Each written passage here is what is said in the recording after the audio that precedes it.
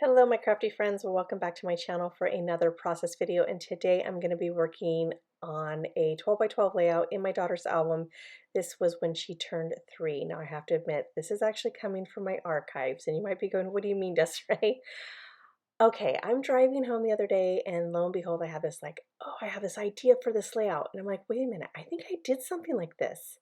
So when I got home, I looked onto my Instagram page. I couldn't find the layout, and I'm like, okay, maybe I didn't. And so I thought, well, maybe I just didn't take a picture of it. So then I went to my stash of layouts that have not been put in albums just quite yet, and I could not find it. So then I went into my daughter's album, and lo and behold, there it was. I never took a picture of it, but I did film it.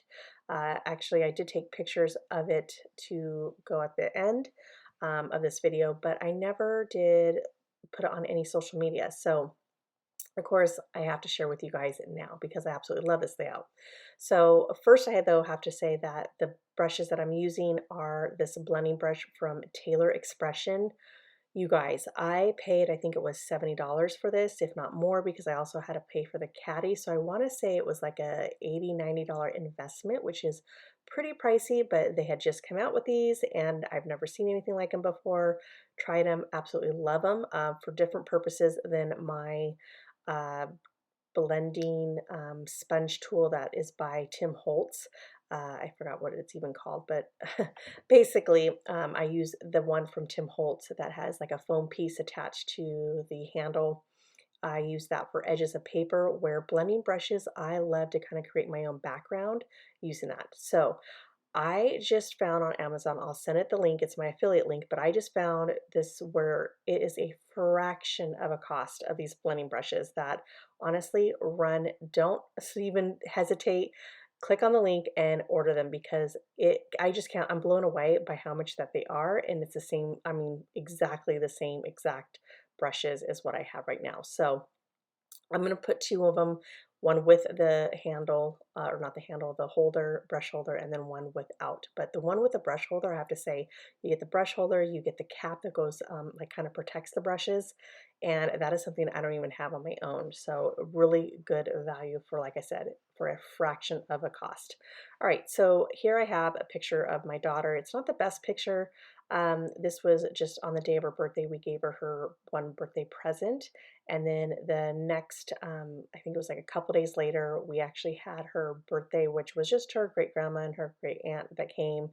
I believe my parents could not make it for that time. I don't really have photos, and that's kind of something that I'm going to talk about right now. Is just, even though this photo is not the best photo, it is a photo that I at least have, and that is one thing I've learned to get over of not having the perfect photos for things and just appreciate the ones that I do have, because I've had friends that don't scrapbook who have lost their childhood, their childhood, not their childhood, their kids' childhood pictures because of their computer crashed, corruption on their what do you call it, external hard drive, just many different reasons. And so I have been thankful that that's never happened to me. Thank goodness, knock on wood here. But it has never happened to me. So I always just appreciate, for even if they're not the best photos, at least I have some photos. And so here's this one that I have of her and her dad holding up what she opened, which was a La La Loopsy doll. And then the products I'm using is by Coco Vanilla, which is Make-A-Wish. Now, if you look back on my Instagram, and there's a lot of pictures, yes, but if you look back on my pictures, I usually have a pretty elaborate, pretty big, bold birthday page. And this is kind of where I kind of got the idea of making a challenge. Is if you're not a project life crafter, you tend to accumulate a lot of numbers, such as myself. I only do monthly project life.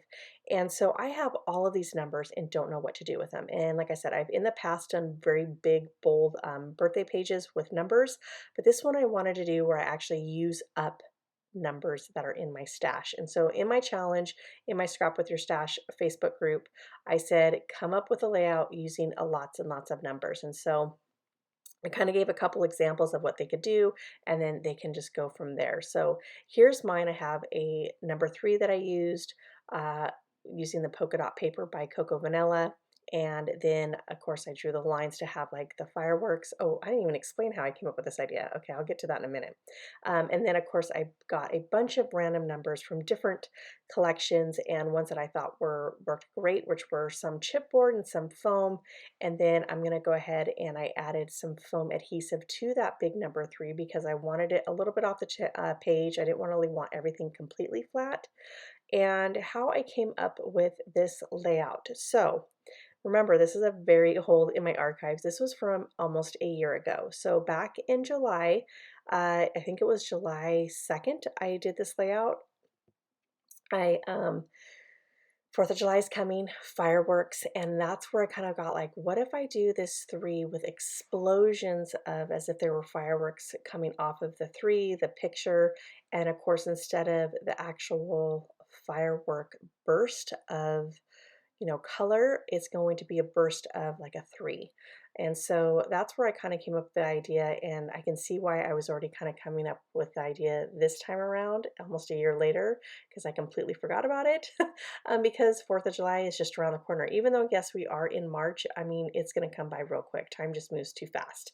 So then I'm going to go ahead and look through the ephemera that comes with this whole collection because I have everything that Coconella created or made for this collection. And I've done this before where I do things of like that are symbol, like a symbol to represent something. And so because my daughter's turning 3, I had to use that little puffy sticker with the 3 candles. And then they had 3 tags in there. And I was like, I definitely want to use those as well. Now, I added little like sprinkles of ink, and that was with the Heidi Swap Shine. I added more black because I love the contrast of having black against the pastels, and I really like the pops of that. That's why I picked the color that I did for the writing of, or the part of the title that says turning. And then I used my Care Bears roller stamp that's has 3 words that I felt like basically described my daughter, and I'm going to go ahead and use stamp that down onto those tags. And then I thought about using this branding strip plus this little die cut piece that came in the die cut package, but I decided not to use that. I just felt like, I think at the time, if I'm not mistaken, the reason why I didn't is I felt like I had just done a couple layouts where I was almost doing the same thing. Have you ever had that happen where you're creating a lot and all of a sudden you're doing the kind of the same thing you did on your previous page? So I removed that, and then I thought, you know what I have not done in a really long time was map my entire layout. So it is All right, on so I white think I'm cardstock, and almost what I did done. was I just think grab I some tried pink a few cardstock, I different gut it, phrases, and then kind I of go moved ahead around a and little just bit, but pasted I it will down. say that I Now will I still add wanted to 3 add phrases. more pops Now, I think of I waved to the embellishments, camera and that's where I go goodbye. into the sticker And sheet, just like always, found I some more always wave phrase to the stickers, camera and too I go early ahead and because the start next day gluing I those kind of down. look back on my Now, layout, if you're even though just now joining me, everything was I glued glue down. everything And down, I think to myself, even do though I they want might to still have add stickiness anything to it, else? And of as you can still course, see. And the that is next day I because did in the find some other past, when I things was on a completed with chipboard both sheet my where I son and my added some daughter's stars, very and you'll first see that album, here and this shortly. wasn't even too long ago. A year later, I went back to look at it, and I was using at the time this sticky dot, like dotted runner. And that, I mean, everybody I think was using it back then because of what was that name? Oh gosh, I can't even think of that forum that everybody would go onto. 2 peas in a bucket. And so all the garden girls were using it, and which was great at the time. But then fast forward a year later, and everything was falling off the page. I mean, if you even were to take the layout out to try to glue it, everything just came apart. So I took weeks to basically feel like I was re-scrapping that whole entire album by gluing everything down, and it was not fun, and I don't ever want to experience that again. So I just glue everything down with tacky glue.